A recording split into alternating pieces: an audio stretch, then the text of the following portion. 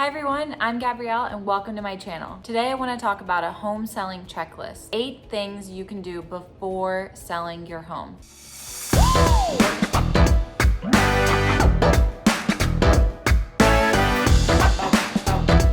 Before I get into it, if you love my content and want to see more, give this video a little like and subscribe below to stay in touch every week as new videos are released. The reason why I'm making this video is that regardless of the pace of your market, whether you're in a seller's market or a buyer's market, it's always the seller's job to help buyers see themselves in their home. If buyers don't feel at home in your house, they're probably going to look at other options. The first thing you can do is invest in your home's curb appeal. Keep in mind that a buyer's first time seeing your home is likely going to be through photos on the internet, and it's most likely going to be the outside of your home first. If you're selling your home, that means you've also bought before, and we can all understand that buyers do judge a book by its cover. So when you're selling your home, you want to make sure that your buyer's first impression with your home is going to be a good one, and that if they're walking by that open house sign or see the for sale sign in your yard, they're going to want to see what's inside. It doesn't have to be a drastic, expensive change to all of your landscaping. Some ideas might be repainting your door with a color that pops, adding colorful flowers, remulching, mowing the yard. If you're not sure where to start, I highly recommend talking to your real estate agent because they can help you get a better sense of where to invest your time and money so that you'll get the biggest impact on the sale. The second thing I recommend is decluttering and depersonalizing. We want buyers to be able to walk in our home and emotionally unpack by being able to see their things in our home, and it makes it really hard if our house is cluttered. When a buyer is in your house, there really isn't anything that's off limits, so I'd start by clearing anything that's visible and then tackle what's in your closets and drawers. The goal here is to minimize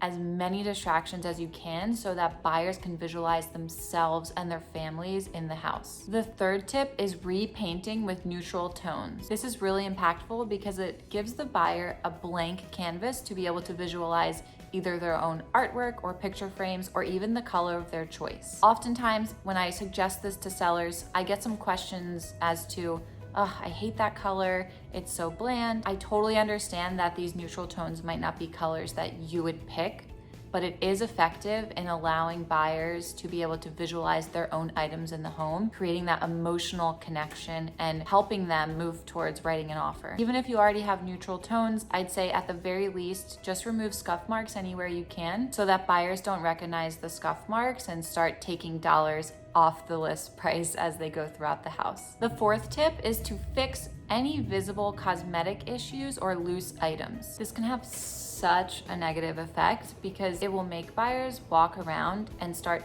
taking dollar signs off as they see every little issue. And it'll also trigger them to think, if this is broken, what else is broken? Whether you do this yourself or hire a handyman to take care of these things, it shouldn't cost more than either a couple hours of your time or a couple $100s for a handyman. Some things that you'll want to look for when you're considering cosmetic issues or loose things, look at things like light fixtures that are loose or off kilter, hanging from the wall, any loose door handles or even holes in the drywall, perhaps from moving or doing construction, or even things like fresh grout or sealing the grout around your showers and tubs, and also sealing the caulking around your showers is a big one as well. The next thing I'd suggest is consider adding plants. A great resource for inspiration ideas for me is going to sites like House or Pinterest to get design ideas and ideas on what plants and where to add pops of color. I highly suggest not overdoing it when it comes to plants. Even if you buy 2 to 3 that you disperse throughout the house, or if you're in a small condo, even a large plant in a corner by a window will look incredible. Anything to add a pop of color, so even a bowl with lemons or apples in it, that's really going to brighten up the space and be more attractive to buyers. The sixth thing I'd suggest is deep cleaning your home. If you want to sell for top dollar, you want to make sure that your house consistently looks as it does in photos so that buyers don't walk in and get thrown off or feel disappointed. Some things that I look for as a real estate agent when I tour someone's home and give suggestions on how to prep it to sell are looking really closely at the amount of dirt on windows, and this can be reflected in photography as well. So just making sure that your windows are crystal clear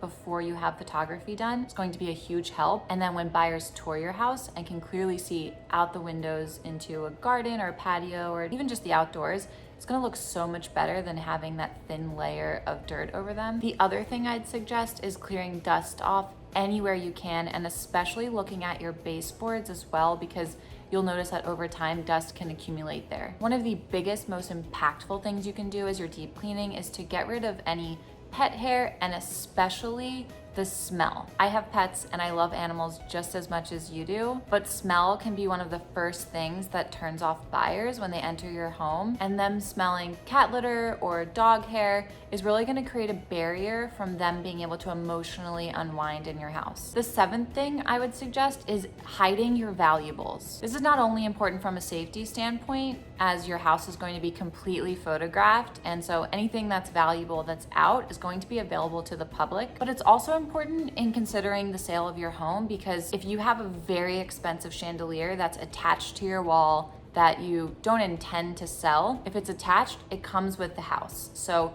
whoever's buying it is going to get that item. And you just want to make sure that you're clear on what's coming with the house and what's not, and what you need to exclude from the sale contract. The risk here is that if a buyer comes in and really wants that item as part of the sale, it risks the sale not happening, because if they can't have that item, they might walk away and keep looking. The last, and by far one of the most important things you can do, is to consider staging. Stagers know the market, they know what sells, and staging your home has a higher ROI than almost anything else you could do. It's a small investment for a greater impact on your sale. And remember that as a seller, if you're working with a staging company, please don't take offense to their suggestions. It's their job to drum up interest for potential buyers, so just trust in them and let them do it, because they are professionals. If you've sold your home in the past and have had bad experiences, I'd recommend reaching out to your real estate agent and getting several quotes from other companies, looking at their Instagram pages, and just getting a sense of how their design looks before selecting a company. And sometimes, depending on your market, you might not need to stage your place. It really depends on the competition out there and your timeline, how quickly you want to sell your home.